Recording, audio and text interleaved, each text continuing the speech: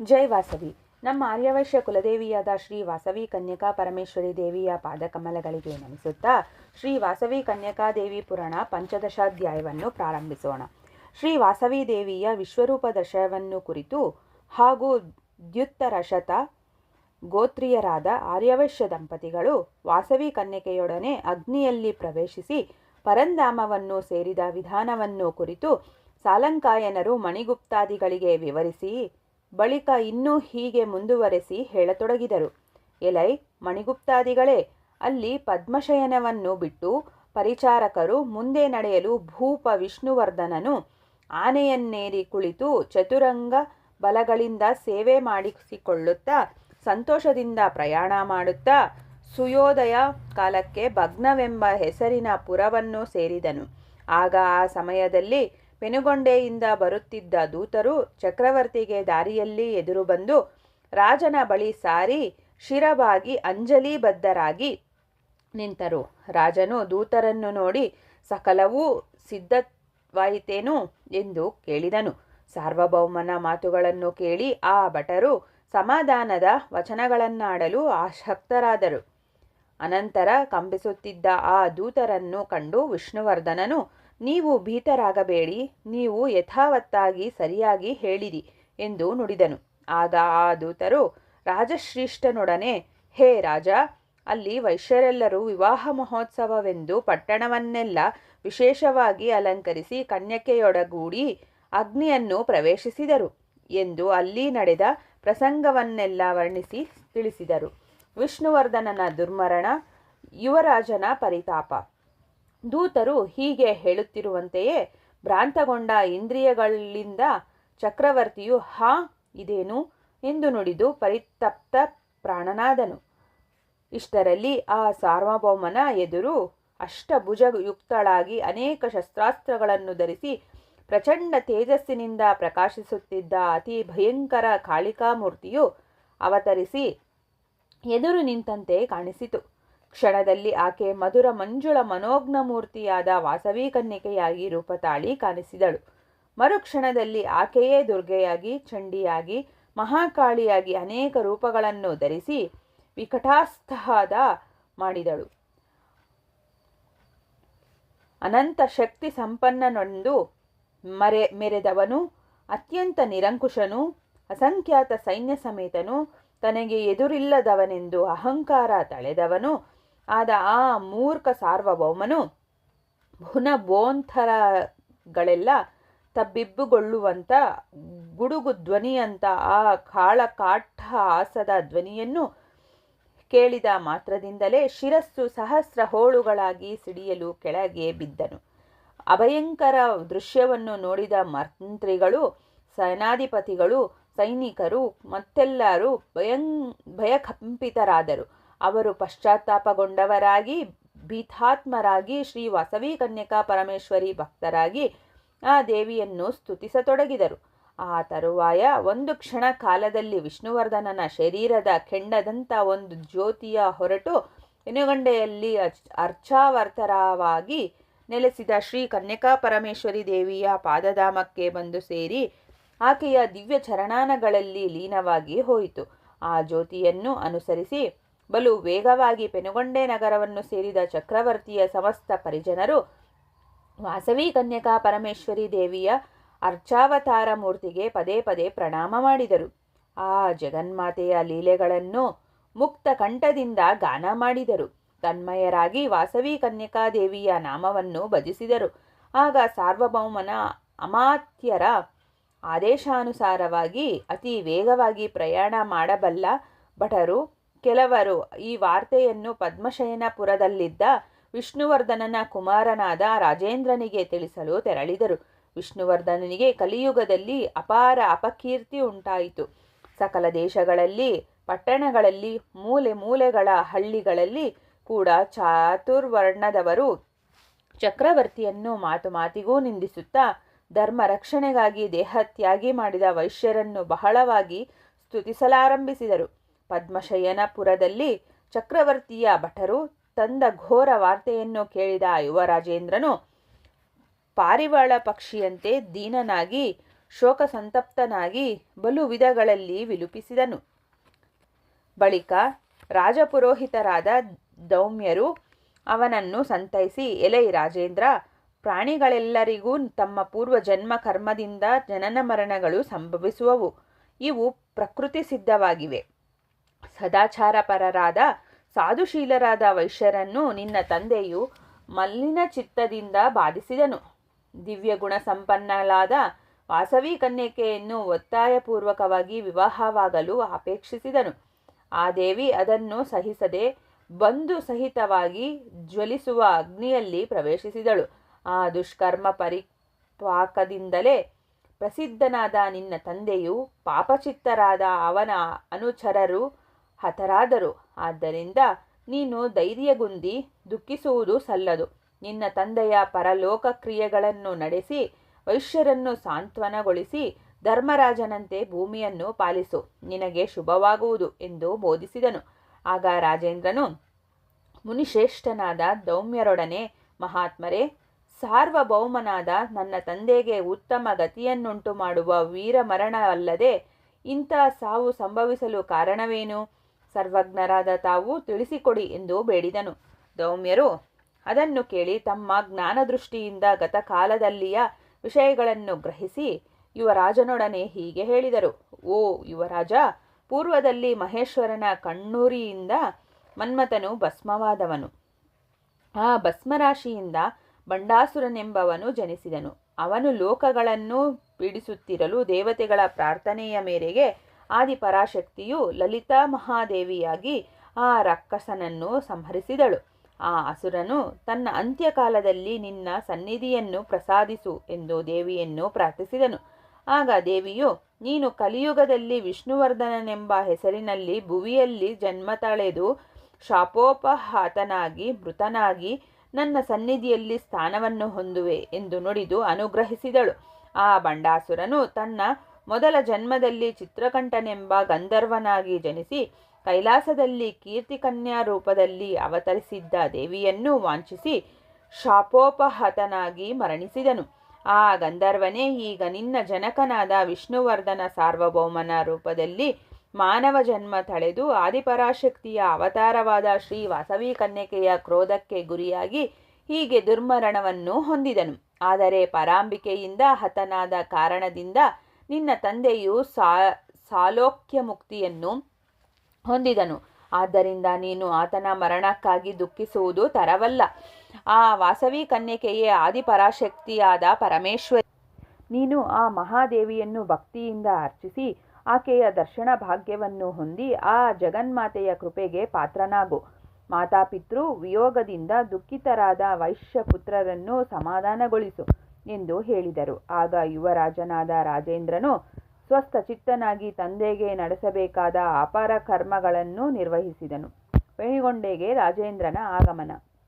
ಅನಂತರ ರಾಜೇಂದ್ರನು ವೈಶ್ಯರನ್ನು ಸಂತೈಸಲು ಪರಿವಾರಗಳೊಡನೆ ಮಂತ್ರಿಗಳೊಡನೆ ಪೆನುಗೊಂಡೆಗೆ ಆಗಮಿಸಿದನು. ಬಾಲನಗರರು ರಾಜೇಂದ್ರನನ್ನು ಅದರದಿಂದ ಆಹ್ವಾನಿಸಿದರು. ಆಗ ರಾಜೇಂದ್ರನು ವೈಶ್ಯರನ್ನು ನೋಡಿ, ಹೇ ವೈಶ್ಯರೇ, ನನ್ನ ತಂದೆಯವರು ಜನ್ಮಾಂತರ ಕರ್ಮ ವಿಶೇಷದಿಂದ ಮರಣವನ್ನು ಹೊಂದಿದರು. ವಿಧಿಕೃತವನ್ನು ಯಾರೂ ತಪ್ಪಿಸಲಾರರಲ್ಲವೇ? ಪಿತೃವಿಯೋಗ ದುಃಖವು ನಿಮಗೂ ನನಗೂ ಸಮಾನವಾಗಿದೆ.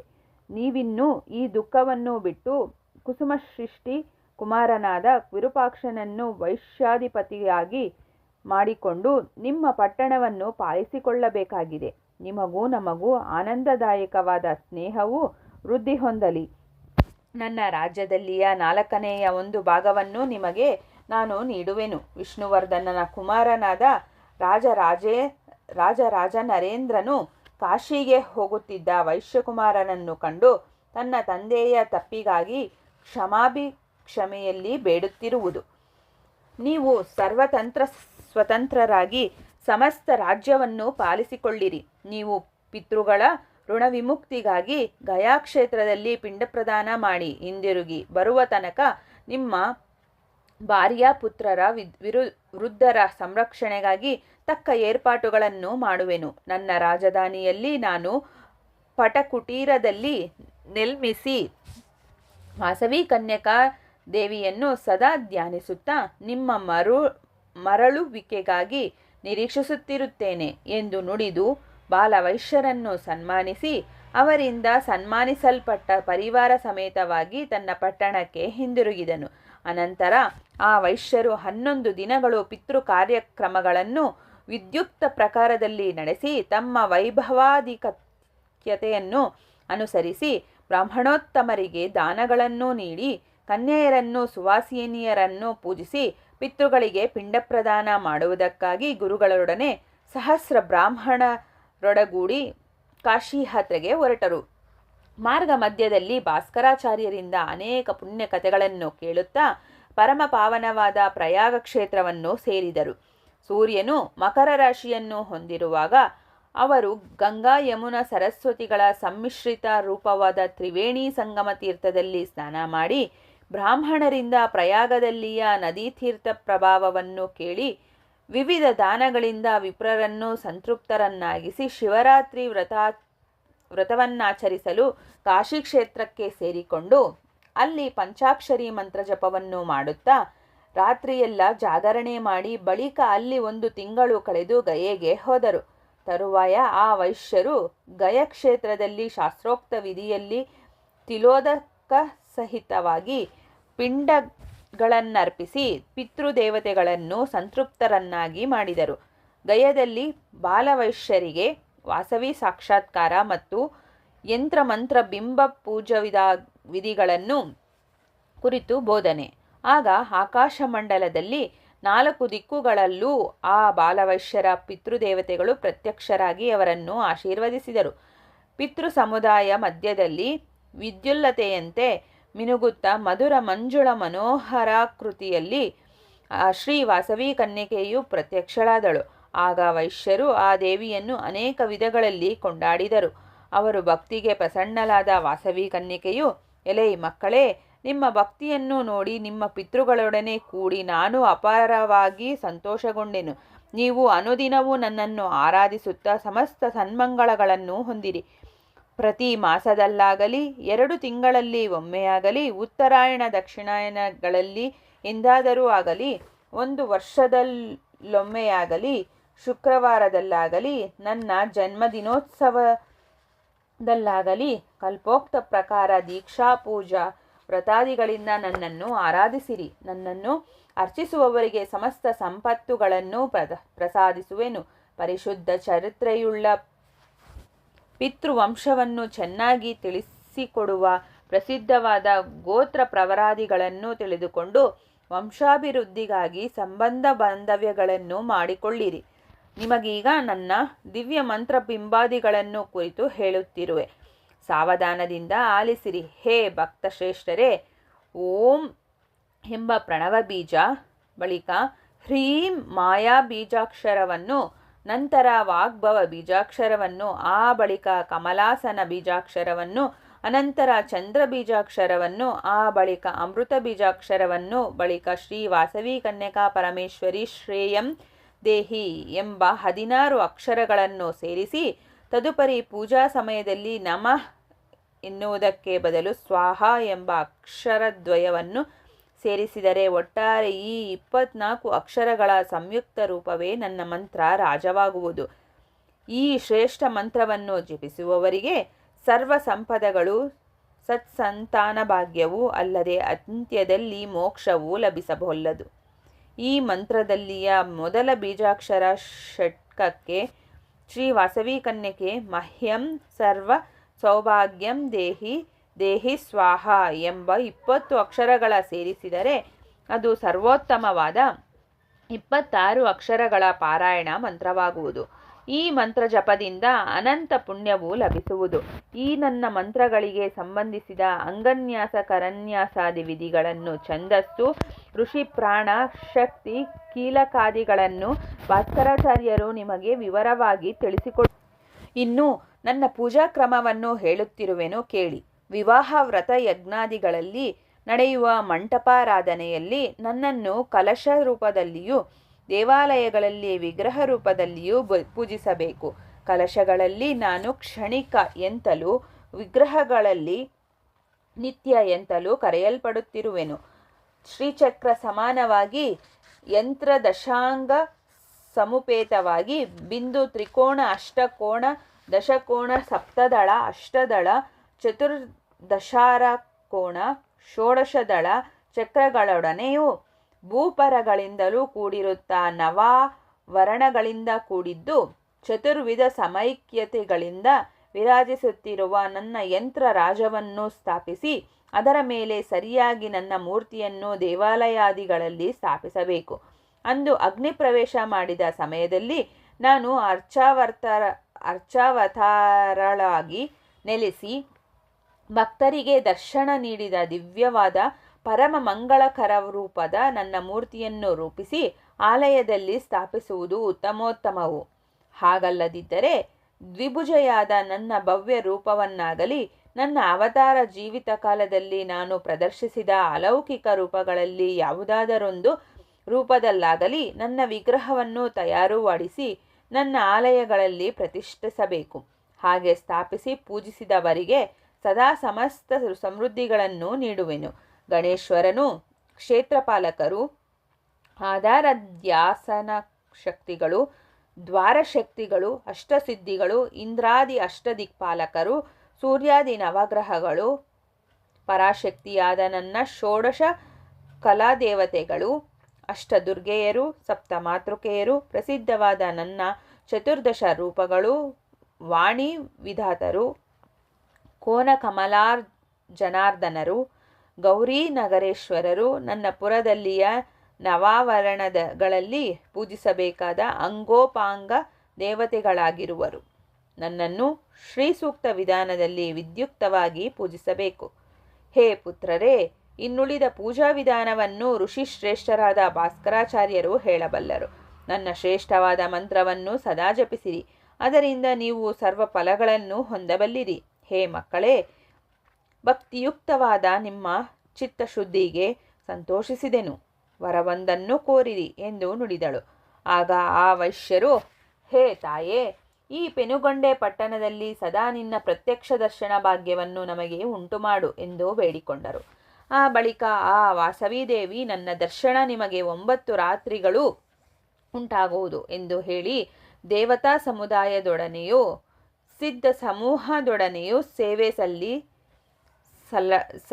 ಸಲ್ಲಡುತ್ತಾ ಸಿಂಹವಾಹನವನ್ನು ಅಧಿರೋಧಿಸುತ್ತಾ ಅಂತರ್ಧಾನವಾದಳು. ವಾಸವಿದೇವಿ ಅಂತರ್ಧಾನನಾದ ಬಳಿಕ ಆ ವೈಶ್ಯಶ್ರೇಷ್ಠರೆಲ್ಲ ಗಯಕ್ಷೇತ್ರದಿಂದ ಹೊರಟು ನೈಮಿಷಾರಣ್ಯ ಪುಣ್ಯಕ್ಷೇತ್ರವನ್ನು ಸೇರಿದರು. ಅಲ್ಲಿ ಗದಾಧರ ಸ್ವಾಮಿಯನ್ನು ಉಪಾಸಿಸುತ್ತಾ ಪುಂಡರೀಕ ಮಹರ್ಷಿಯನ್ನು ನೋಡಿ ನಮಸ್ಕರಿಸಿ, ಹೇ ಮುನಿಶ್ರೇಷ್ಠ, ಗದಾಧರನಾದ ವಿಷ್ಣುದೇವನ ಮಹಾತ್ಮೆಯನ್ನು ಕುರಿತು ನಮ್ಮ ಪಿತಾಮಹರಿಂದ ಬಹುವಾಗಿ ಕೇಳಿದ್ದೇವೆ. ಸರ್ವಜ್ಞರಾದ ನೀವು ಆ ವಿಷಯವನ್ನು ವಿಸ್ತರಿಸಿ ಹೇಳಬೇಕೆಂದು ಪ್ರಾರ್ಥಿಸುತ್ತಿದ್ದೇವೆ ಎಂದು ಬೇಡಿಕೊಂಡರು. ಆಗ ಪುಂಡರೀಕನು, ಹೇ ವೈಶ್ಯೋತ್ತಮರೇ, ಆದಿಶಕ್ತಿಯು ಯೋಗಮಾಯ ಕನ್ಯೆಯೂ ಆದ ಪರಾಂಬಿಕೆಯು ದ್ವಾಪರಯುಗದಲ್ಲಿ ನಂದನೆಂಬ ವೈಶ್ಯನ ಮನೆಯಲ್ಲಿ ಶ್ರೀಕೃಷ್ಣನ ಸಹೋದರಿಯಾಗಿ ಅವತರಿಸಿದಳು. ಆ ಮಹಾದೇವಿಯೇ ಈಗ ಮತ್ತೆ ನಿಮ್ಮ ಕುಲದಲ್ಲಿ ವಾಸವಿ ಕನ್ಯಕೆಯಾಗಿ ಹುಟ್ಟಿ ಧರ್ಮವನ್ನು ಸಂರಕ್ಷಿಸಿದಳು. ನಿಮ್ಮ ಕುಲಪ್ರತಿಷ್ಠೆಯು ಇಷ್ಟು ಘನವಾದುದು. ನಿಮ್ಮ ಕುಲಗುರುವಾದ ಭಾಸ್ಕರಾಚಾರ್ಯರು ಸರ್ವಜ್ಞರು, ಸಮಸ್ತವನ್ನೂ ಬಲ್ಲವರು. ಆದರೂ ನನ್ನನ್ನು ಶ್ರೇಷ್ಠನನ್ನಾಗಿಸಿ ಗದಾಧರ ಮಹತ್ವವನ್ನು ತಿಳಿಸಿರೆಂದು ಕೋರುತ್ತಿರುವಿರಿ. ನಿಮ್ಮ ಆದರಾಭಿಮಾನಿಗಳಿಗೆ ಧನ್ಯವಾದಗಳು. ಸಾವಧಾನ ಚಿತ್ತರಾಗಿ ಕೇಳಿರಿ.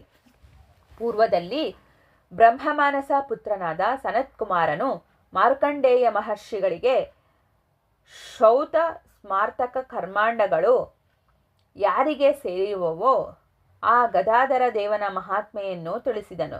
ಆ ಶ್ರೀ ಮಹಾವಿಷ್ಣುವು ಪಿತೃರೂಪದಿಂದಲೂ ದೇವರೂಪದಿಂದಲೂ ಸರ್ವ ಶ್ರೌತ ಸ್ಮಾರ್ತ ಕರ್ಮಜಾಲಗಳ ಆಹುತಿಗಳನ್ನು ಅನುಭವಿಸುತ್ತಿ ಇರುವನು. ಪಿತೃರೂಪದಿಂದ ಕವ್ಯವನ್ನು, ದೇವರೂಪದಿಂದ ಹವ್ಯವನ್ನು ಭುಜಿಸುತ್ತಿರುವನು. ಆ ದೇವನಿಗೆ ಯಜ್ಞಾದಿಗಳಲ್ಲಿ ಕೊಡುವ ಹವ್ಯಕ್ಕಿಂತ ಶ್ರಾದ್ದಾದಿಗಳಲ್ಲಿ ಕೊಡುವ ಕವ್ಯವು ವಿಶೇಷವಾಗಿ ಪ್ರೀತಿಕರವು.